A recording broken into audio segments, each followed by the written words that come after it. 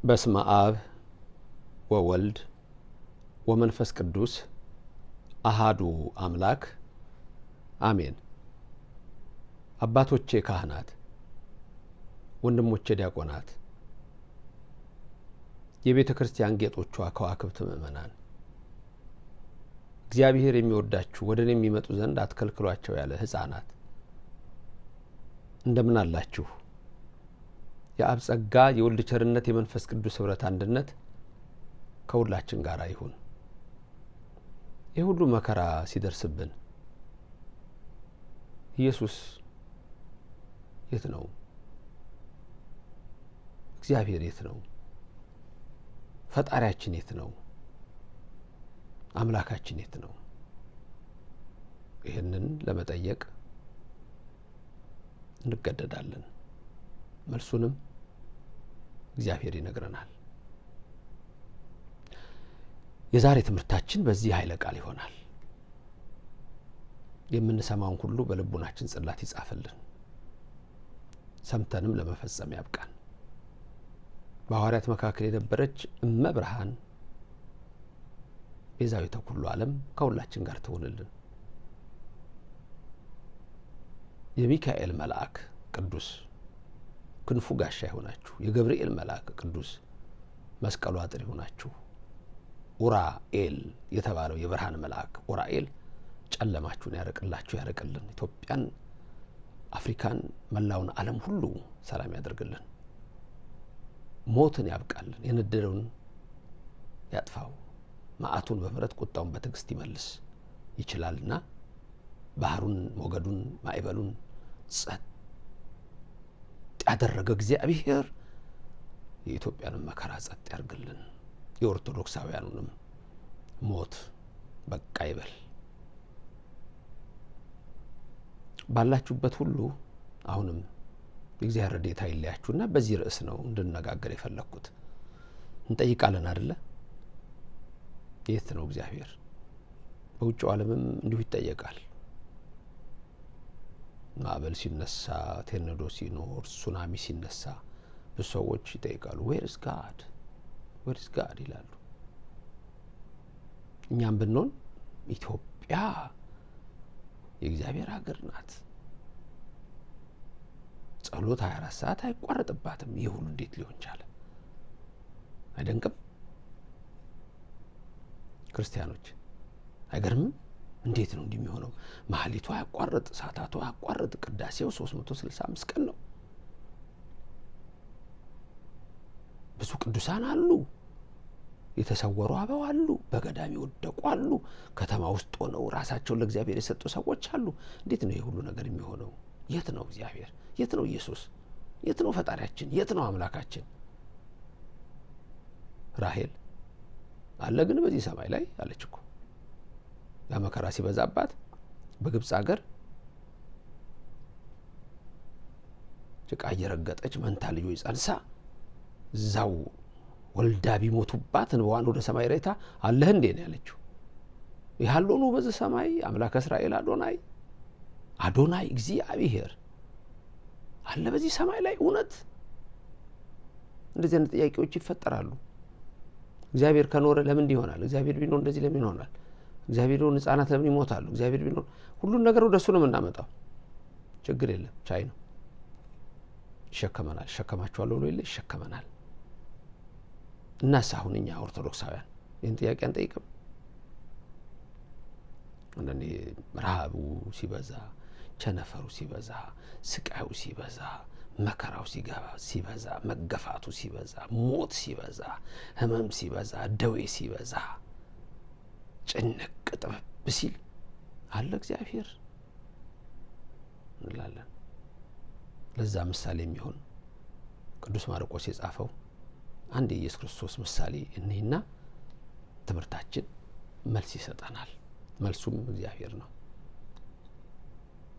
ሁለተኛው ወንጌላዊ ማርቆስ ነው። ከ72ቱ አርድእት አንዱ የሆነው ቅዱስ ማርቆስ በረከቱ በሁላችሁ ይደር፣ በሁላችን ይደር።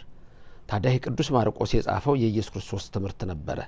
ክርስቶስ በምሳሌም ያለ ምሳሌም አስተምሯል። አሁን ግን የምናየው የምሳሌውን ትምህርት ጨርሶ በተግባር ምሽት ባህር ላይ የተከሰተ አንድ ክስተት ነው። ምን ይላል ሲጀምር? ያን ጊዜም ሲመሽ ደቀ መዛሙርቱን ወደ ማዶ እንሻገር አላቸው ይላል። አሁን እንሂድ አላቸው። ተመልከቱ። ኢየሱስ ክርስቶስ ማንን ነው እንሂድ የሚለው? ደቀ መዛሙርቱ። ከደቀ መዛሙርቱ ጋር ማን አለ? ኢየሱስ ክርስቶስ፣ ሁሉን ማድረግ የሚችል። ሕዝቡንም አሰናበተና በመርከብ ወሰዱት።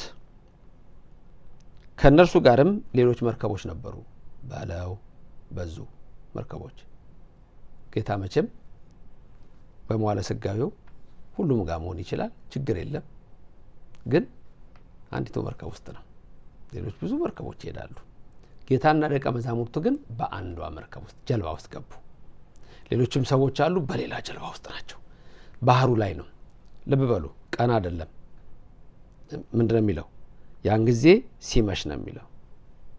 ያን ጊዜ ሲመሽ ነው የሚለው። ስለዚህ በምሽት ውስጥ ነው። ይሄንን ልብ በሉት። እንግዲህ አንዳንዴ መከራ በዛብን፣ ስቃይ በዛብን የምንል ሰዎች እንዴት መማር እንዳለብን ነው እግዚአብሔር የሚነግረን። ስለዚህ ሌሎችም ታንኳዎች ወይም ጀልባዎች ወይም ባነጋገሩ መርከቦች በዚህኛው መጽሐፍ ነበሩ። ጥሩ። ጽኑ አውሎ ነፋስ መጣ። ጽኑ አይነት ነው የመጣው። ጽኑ ነው። ዝም ብሎ አውሎ ነፋስ አለ። ጽኑ አውሎ ነፋስ። መጀመሪያ ልበሉ፣ ምሽት። ጉዞ የት ነው? መሬት ላይ አይደለም። ጉዞ ምን ላይ ነው? ባህር ላይ። በእግር ነው የሚኬደው? አይደለም። ምን ውስጥ ናቸው? ጀልባ ውስጥ። ደቀ መዛሙርቱ ከማን ጋር ናቸው? ከኢየሱስ ክርስቶስ ጋር። ሌሎች መርከቦች፣ ጀልባዎች ነበሩ ወይ? ነበሩ። ልክ ሁሉም እየተጓዙ ምን ሆነ? የዛን ጊዜ ጽኑ አውሎ ነፋስ መጣ። ወመጻ አብይ ነፋስ አውሎ። ተመልከቱ። ጽኑ የሆነ ታላቅ የሆነ ሲለው ነው። ታላቅ የሆነ መጣ። ከሞገዱም የተነሳ ውሃው ወደ መርከብ ይገባ ጀመር። አለቀ። ይሄ ደግሞ ሊያሰምጣት ነው ማለት ነው። ውሃው ገብቶ ይዟት ሊገባ ነው። ባህር ላይ ነው። ምሽት ነው። ጽኑ አውሎ ነፋስ ተነሳ። ሞገድ አለው፣ አውሎ አለው። ምን ያህል አስፈሪ ሰዓት እንደሆነ አስቡ። ግን ኢየሱስ አንዷ ጀልባ ውስጥ አለ። ከማጋ? ከደቀ መዛሙርቱ ጋር። ከሞገዱ ጽናትም የተነሳ ውሃው ወደ መርከብ ይገባ ጀመረ። ውሃው መርከቡን እስኪሞላው ድረስ ሊሰምጥ ነው። እርሱ ግን በመርከቡ በስተኋላ በኩል ተንተርሶ ተኝቶ ነበር። ኢየሱስ ክርስቶስ በማዕበል ውስጥ፣ በሞገድ ውስጥ፣ በአውሎ ነፋስ ውስጥ ተኝቶ ነበር። ኢየሱስ የሚተኛ ነው? ስመከ ሕያው ዘኢይመውት ትጉህ ዘኢይዴቅስ ኖላዊ ትጉህ መልካሙ እረኛ እኔ ነኝ ያለው ዮሐንስ ወንጌል 10 ላይ በጎቹን ትቶ የሚተኛ ነው። ምንድነው ትምህርቱ? ተመልከቱ። የሚነግረን ምንድነው? ወውእቱሰ እሱ ግን በመርከቡ በስተኋላ ትራስ ተንተርሶ ወኖመ ተኝቶ ነበር። ወአንቅህዎ ወይቤልዎ ሊቅ ሄዱና ቀሰቀሱት ደቀ መዛሙርቱ። መምህር አሉት። ሊቅ የሚለው መምህር በሚለው ይተካል። በዕብራይስጡ ረቢ የሚለው ነው። መጡና መምህር ብለው ቀሰቀሱት። ምንድን ያሉት ደግሞ የሚገርም እኮ ነው። ስንሞት አያሳዝንህምን? ስንጠፋ ግድ አይልህምን? አሉት። ተመልከቱ። እነዚህ ደቀ መዛሙርት አስቡት፣ ሁልጊዜ ከጌታ ጋር ናቸው። ከዚህ በፊት እኮ እዚህ ጋር ወደፊት ብትመለከቱ ስንት ተአምራት እኮ አብረው አይተዋል። ድንቅ ነገር አይተዋል። ግን ጨለማ ነው።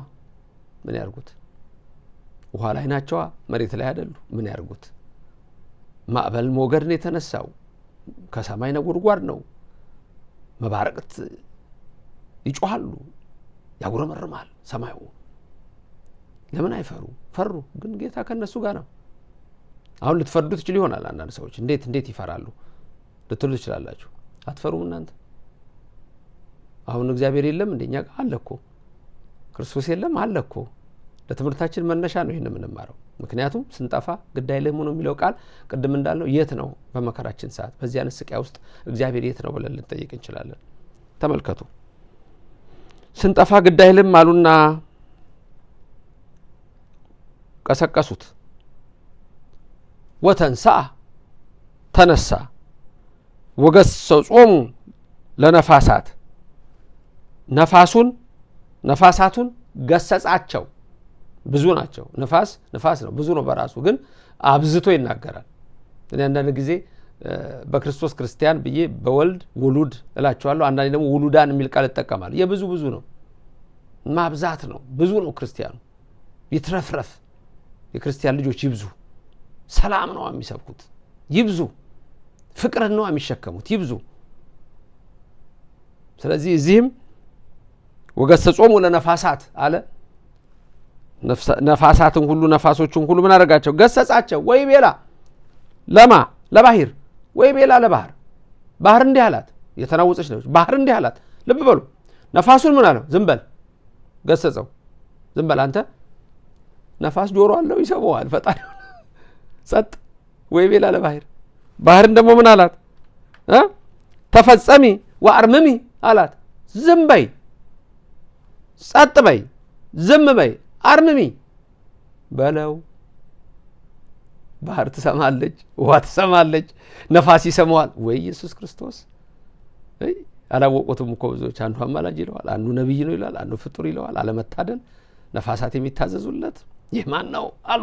ከሰማይ ሰማያት የወረደው የኔና የናንተ አምላክ ኢየሱስ ክርስቶስ ነው። የአብ ልጅ፣ የድንግል ልጅ። አይተወንም። ጊዜ ገቢል ለእግዚአብሔር። ወሀደገ ነፋስ ወኮነ ዛይነ አብየ። ታላቅ ፍጹም የሆነ ጸጥታ ሆነ። ከዛ አንድ የተናገራቸው ቃል አለ። ጌታ ኢየሱስ ምንድን ያላቸው? ለምንድን ነው እንደዚህ የምትፈሩት ብሏቸው? እናንተ እምነት የጎደላችሁ ምንድን ነው? እናንተ ደካሞች ነው ያላቸው። እናንተ ደካሞች ምን ያስፈራችኋል? ሃይማኖት የላችሁም አላቸው። ምን ተሉ ያፈራህክሙ ኦድኩማን ምንድን ነው የሚያስፈራችሁ እናንተ ደካሞች አላቸው። ደካሞች ነን፣ ድካም አለብን። ስለዚህ በመከራችን የት ነው እግዚአብሔር? አለ። የተኛ ይመስለናል። አንድ የተኛ ይመስለናል። እሱ ግን ዘኢይነውም ነው። ሁለት አንቀሰቅሰውም። ጩኸታችን ወደ ሌላ ነው። ይህ ሁሉ መከራ የደረሰብን ገና ነው። ልባችን ገና ነው። ሀሳባችን ሌላ ቦታ ነው ያለው። ከእግዚአብሔር ጋር በአግባቡ አልተነጋገርንም። ልብ መመለስ አለበት። አያችሁ እንጂ በመከራችን ሁሉ ያየናል። ስለዚህ አሁንም መጮህ ነው። የኔና የናንተ ጩኸት ምንድን ነው? ይቅር በለን፣ ስለ ስምህ ነው። በእንተ ስምከ ነው። በእንተ ስምከ ስለ ስምህ ብለህ ጌታ ሆይ አጽናን። በእንተ ስምከ እሱም ማለት አለብን። መጮህ አለብን። መቀስቀስ መጮህ ነው። አለ አጠገባችን ነው እግዚአብሔር። ከኔና ከናንተ አይርቅም። በመከራችን ጊዜ የት ነው እንላለን? አለ። ግን በብዙ መንገድ ያስተምረናል፣ በብዙ መንገድ ያሳየናል፣ በብዙ መንገድ ያነቃናል። ልቡናውን ለሱ የሚሰጥ ካለ ጩኸታችን ወደሱ ከሆነ ምህላችን ካደረስን። አሁን ቤተክርስቲያን ምህላ ነው ማድረስ ያለባት። ሁሉም ቤተክርስቲያናት ምህላ ማድረስ አለባቸው። ማልቀስ አለብን፣ መጮህ አለብን። ሌላው ደግሞ በተለያየ የሥራ ዘርፍ ኦርቶዶክሳውያን መግባት አለባቸው። የሙያ ስራ ከሊስትሮ ጀምሮ፣ ቤት ከመጥረግ ጀምሮ፣ ከማጽዳት ጀምሮ መጀመር ነው ስራ። ትንሽ ከተባለ ትንሽ የሚባል ስራ የለም። በነገራችን ላይ እናንተ ስለምትሉ ነው እንጂ ትንሽ የሚባል ስራ የለም። መስራት፣ በቢዝነሱ ዓለም መስራት፣ በፖለቲካው ዓለም መግባት፣ ኦርቶዶክሳውያን መግባት፣ በሁሉም በኩል ገብታችሁ ታዲያ ለሁሉም ነው መልካም የምታደርጉት። እግዚአብሔር ይኸው ዛሬ ፀሐይ አወጣ ለሁሉም፣ ቀንና ሌሊት አፈራረቀ ለሁሉም። ይኸው የነጋቱን ብርሃን አሳየን አይደለ? ለሁላችን ስለዚህ በመከራችን እግዚአብሔር የት ነው? መሐላችን ነው። ታዲያ ከኛ ምን ይጠበቃል? መጮህ ምን ይጠበቃል? ያቅማችንን ሁሉ ማድረግ ይጠበቃል እንጂ አይተወንም። የድንግል ልጅ አይተወንም። ተነሳ፣ አውሎ ነፋሱን ዝም በላለው።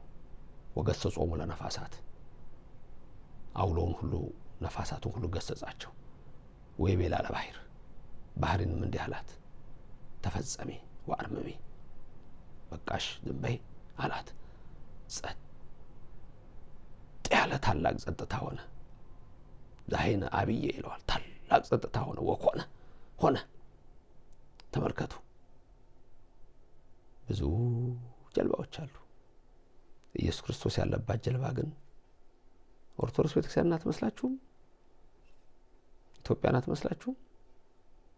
ጸሎት ይደረጋል፣ ምህላ አለ፣ ለቅሶ አለ፣ ሳታት አለ፣ ጩኸት አለ፣ ወደ እግዚአብሔር ሳያቋርጥ ይቀርባል። ግን ትናወጻለች። ኦርቶዶክስ ቤተክርስቲያን አትመስላችሁም? ብዙ አሉ እኮ የተለያየ እምነት ድርጅት አለ፣ ብዙ ሊኖሮች። ክርስቶስ ያለባት ግን ትናወጽ ነበር፣ ትንገዳገር ነበረ። ተነስቶ ግን አሳያቸው። እኔ ነኝ አላቸው። እኔ ነኝ። ውሃው ላይ የሚረገጥ ሲመጣ እኔ ነኝ አላቸው። ዛሬም እሱ ነው። አይለወጥ እንደሆነ እሱ ነው። እግዚአብሔር አልለወጥም ይላል፣ ይነግረናል ነብዩ ሐጌ። አይለወጥም እግዚአብሔር ያው ነው አይደል እንዴ ያለው ጳውሎስ ሐዋርያስ በዕብራውያን መልእክቱ ምዕራፍ 13 ቁጥር 7 ጀምራችሁ ስታዩ ኢየሱስ ክርስቶስ ትናንትና ዛሬም ለዘላለም ያው ነው፣ አይለወጥም። ጸጥ ማድረግ ይችላል። ውሃ ደገ፣ ጸጥ ተወ፣ ሁሉም ተወ።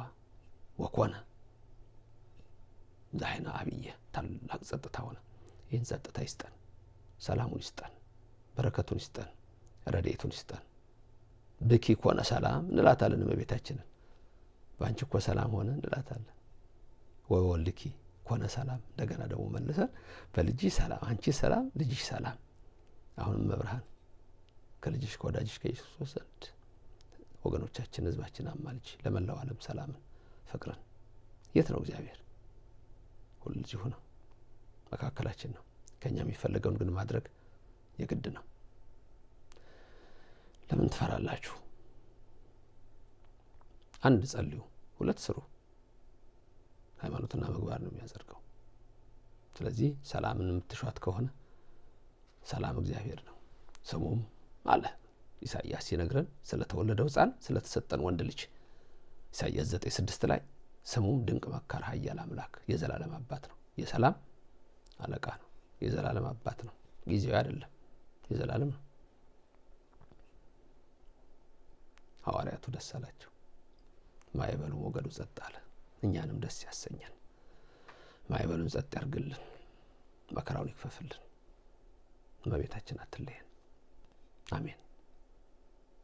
ጠቀማችሁ? አሁኑኑ ላይክና ሼር አድርጋችሁ ለሰው አዳርሱት። 2 የሰማችሁትን ይህን ምሳሌውን መርከቢቱ እንዴት ኢትዮጵያ እንዴት ቤተክርስቲያን እንደምትመስል መሰላችሁ ሌሎች ሰዎች ነገሩ። የእግዚአብሔር ቃል በሁሉም መንገድ መዳረስ አለበት። አዲስ ከሆናችሁ ደግሞ ሰብስክራይብ አድርጉ። ሁሌም ተከታተሉ። ተከታታይ ትምህርቶች በተለይ አሉና የሚቀጥሉ ከነገ ጀምሮ የሚያሉት አሉና አባካችሁ አነሳስቶ ላስጀመረን አስጀምሮ ላስፈጸመን ኃያል አምላክ ክብር ምስጋና ይግባው። እመቤታችን ቅድስተ ቅዱሳን ድንግል ማርያም በቀኝ በግራ ትቁምላችሁ፣ ከፊት ትምራችሁ፣ ከኋላ ትከተላችሁ። በልቡናችን ከልጇ ጋር ነግሳ ለዘላለም ትኑር።